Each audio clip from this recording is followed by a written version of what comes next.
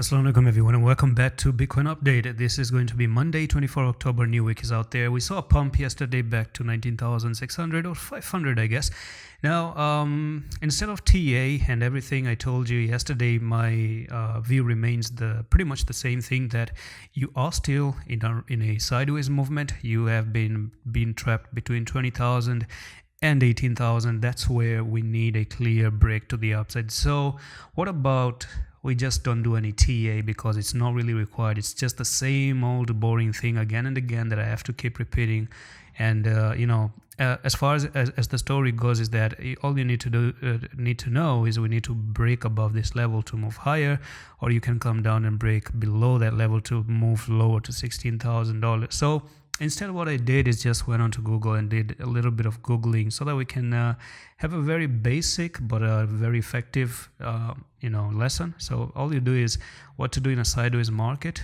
So the market and participant can exploit a sideways market by anticipating breakouts either above or below the trading range. So that's your trading range right now between 20,000 and 18,000, and all they say is we need a breakout. So, or by attempting to profit as price moves between support and resistance within the sideways drift.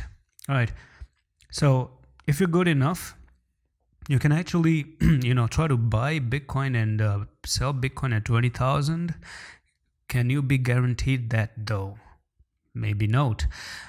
And that's the reason why in the if I scroll down here, the first rule on the result page here is they say that determine if the market is worth trading or not. So ask yourself, is Bitcoin worth trading at the moment?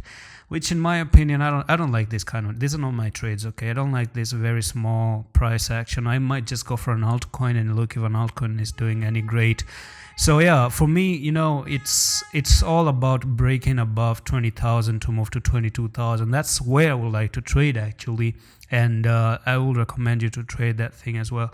So, but there's one more thing that I actually want to give you in this lesson, and I don't think on the internet they actually wrote it. Some few people wrote it, but I'm just gonna tell you what it is, and that is, you see, that's the technical part of it. Like the technical part of it is the sideways, right? But what about the psychological part of it? Why do we have a sideways and a choppy market like this in the first place? Now, this one was designed, and first of all, we do know that 80% of the time or 85% of the time, the market is just boring, okay? It's just a straight line. It's only that 15-20% of the time you have downtrends and uptrends. So yeah, those are rare. Sideways are too much. So basically, on the psychological part of it, the sideways is actually there to make people step out of their trading plan. So if you had a plan, with every single dump to the downside, you change your plan. With every single green candle, you change your plan. Some few moments later, with every red candle, you change your plan. And this is stressful. If you get the psychological part of it, it's really, really stressful if you don't know what sideways market is. What I would say is, always just put a price alert up there, put a price alert below there. Whatever happens here, 19,500, 20,000, that doesn't matter.